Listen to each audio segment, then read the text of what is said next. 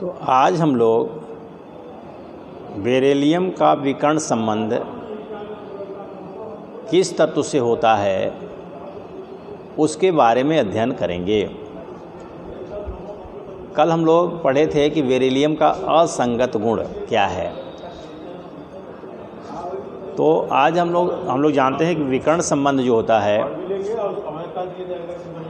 वह द्वितीय आवर्त के तत्व और तृतीय आवर्त के तत्वों के बीच होता है, क्योंकि कुछ ऐसे तत्व होते हैं द्वितीय आवर्त के जो तृतीय आवर्त के तत्वों के गुणों से उनके गुण मिलते हैं, तो उनके बीच जो संबंध स्थापित होता है उसी संबंध को हम विकर्ण संबंध कहते हैं। तो देखिए, बेरिलियम का जो विकर्ण संबंध होता है वह तृतीय आवर्त के एल्युमिनियम से होता है। अब बेरिलियम और एल्युमिनियम के गुणों में समानता होने के कारण हम कहते हैं कि इनके बीच या विकर्ण संबंध होने के कारण बेरिलियम और एल्युमिनियम के गुणों में समानता पाई जाती है। अब यह जो विकर्ण संबंध है बेरिलियम का एल्युमिनियम से, तो इसका कारण क्या है कि बेरिलियम का गुण एल्युमिनियम से क्यों मिलता है या बेरिलियम का विकर्ण संबंध एल्युमिनियम से क्यों है। तो इसके कुछ कारण है, देखिएगा। तो देखा जाए तो बेरिलियम आयन और एल्युमिनियम आयन दोनों का आकार छोटा होता है, दोनों का जो आक्सीकरण विभव है वो लगभग समान होता है। बेरिलियम तथा एल्युमिनियम की विद्युत ऋणात्मकता लगभग समान होता है, 1.5 होता है। तो इन कारणों से इनमें विकर्ण संबंध पाया जाता है या इनके गुणों में समानता पाया जाता है। अब हम लोग देखेंगे कि इनके गुणों में समानता क्यों होता है।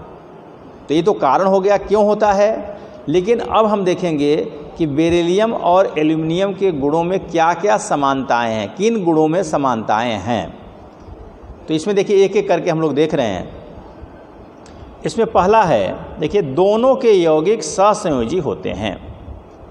अगर बेरिलियम के यौगिक को और एल्युमिनियम के यौगिक को देखा जाए तो दोनों के जो है यौगिक वो सहसंयोजी होंगे। जैसे आप जैसे मान लीजिए उदाहरण ले लीजिए बेरिलियम क्लोराइड और एल्युमिनियम क्लोराइड, ठीक है।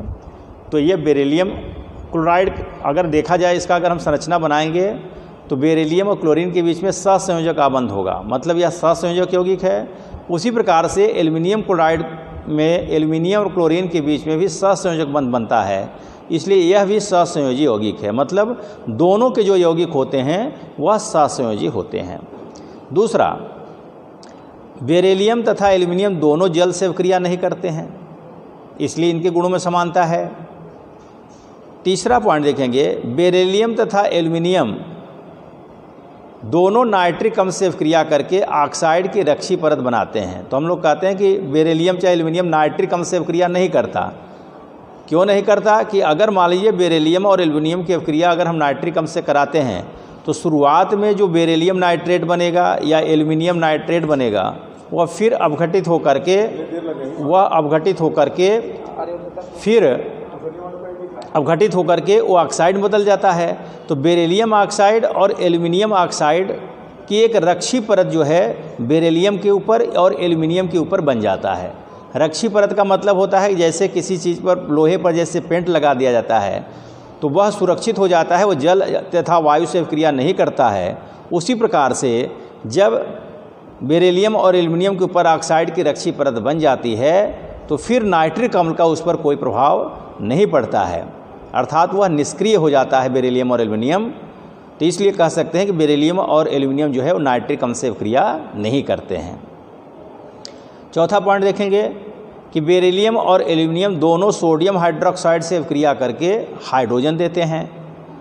तो देखिए, बेरिलियम की अवक्रिया अगर सोडियम हाइड्रोक्साइड से कराया जाए चाहे एल्युमिनियम की अवक्रिया सोडियम हाइड्रोक्साइड से कराया जाए तो दोनों इससे अवक्रिया करके हाइड्रोजन दे रहे हैं। बेरिलियम सोडियम हाइड्रोक्साइड से अवक्रिया करके सोडियम बेरिलेट और हाइड्रोजन देता है, और एल्युमिनियम सोडियम हाइड्रोक्साइड से अवक्रिया करके सोडियम मेटा एल्युमिनेट और हाइड्रोजन देता है। माने दोनों एक प्रकार की अवक्रिया जो है प्रदर्शित करते हैं। अगला पॉइंट देखेंगे, दोनों ऑक्सीजन से अवक्रिया करके उभयधर्मी ऑक्साइड बनाते हैं। माने जो बेरिलियम और एल्युमिनियम के जो ऑक्साइड बनेंगे वो उभयधर्मी होंगे। उभयधर्मी का अर्थ बताया गया था आपको कि ऐसे ऑक्साइड या ऐसे पदार्थ जिनमें अम्ल तथा क्षार दोनों के गुण पाए जाते हैं। तो अगर अम्ल का गुण पाया जाएगा तो वो क्षार से अभिक्रिया करेगा, यदि क्षार का उसमें गुण पाया जाएगा तो अम्ल से अभिक्रिया करेगा। तो यहाँ पर देखिए बेरिलियम ऑक्साइड अम्ल से भी अभिक्रिया कर रहा है और क्षार से भी अभिक्रिया कर रहा है। तो हम कह सकते हैं कि बेरिलियम ऑक्साइड जो है वह उभयधर्मी होता है, अर्थात इसमें अम्ल तथा क्षार दोनों के गुण पाए जाते हैं। अगर अम्ल से अभिक्रिया कर रहा है तो हम कहेंगे कि बेरिलियम ऑक्साइड का ये क्षारीय गुण है, और यदि क्षार से अभिक्रिया कर रहा है तो हम कहेंगे कि ये बेरिलियम ऑक्साइड का अम्लीय गुण है, मतलब ये दोनों गुण प्रदर्शित कर रहा है। तो जैसे बेरिलियम ऑक्साइड दोनों गुण प्रदर्शित करता है, मतलब अम्ल और क्षार से अभिक्रिया करता है, उसी प्रकार से एल्युमिनियम ऑक्साइड भी अम्ल और क्षार दोनों से अभिक्रिया करता है। तो यहाँ पर आप देखिए एल्युमिनियम ऑक्साइड सल्फ्यूरिक अम्ल से अभिक्रिया करके एल्युमिनियम सल्फेट और जल देता है। उसी प्रकार से एल्युमिनियम ऑक्साइड सोडियम हाइड्रोक्साइड से अभिक्रिया करके सोडियम मेटा एल्यूमिनेट और जल देता है।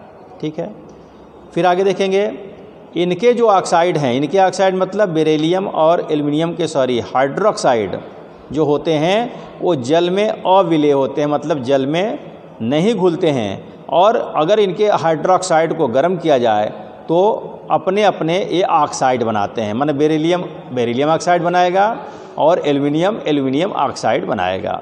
तो देखिए बेरिलियम हाइड्रोक्साइड को गर्म किया गया, तो देखिए दोनों जो हाइड्रोक्साइड हैं ये जल में घुलेंगे नहीं, जल में अविलेय होंगे। इसको गर्म करने पर ये बेरिलियम ऑक्साइड प्राप्त होता है और ये जल प्राप्त होता है। उसी प्रकार से जो एल्युमिनियम हाइड्रोक्साइड है इसको भी गर्म करने पर एल्युमिनियम ऑक्साइड और जल प्राप्त होता है। तो हम कह सकते हैं कि दोनों जो है एक प्रकार का गुण प्रदर्शित करते हैं। और कुछ थोड़ा सा गुण देखेंगे।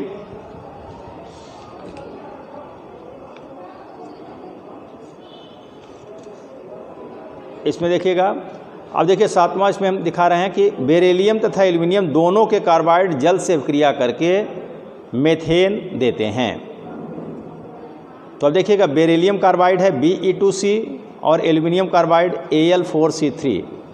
अगर दोनों अलग अलग जल से अभिक्रिया करेंगे तो देखिए बेरिलियम कार्बाइड भी मेथेन देता है और एल्युमिनियम कार्बाइड भी यहाँ पर मेथेन देता है।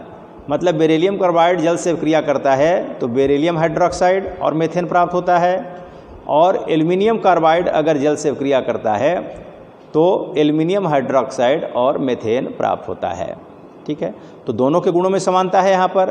फिर अगला देखेंगे 8वां नंबर, बेरिलियम तथा एल्युमिनियम दोनों हाइड्रोजन से अभिक्रिया करके सहसंयोजक हाइलाइड बनाते हैं।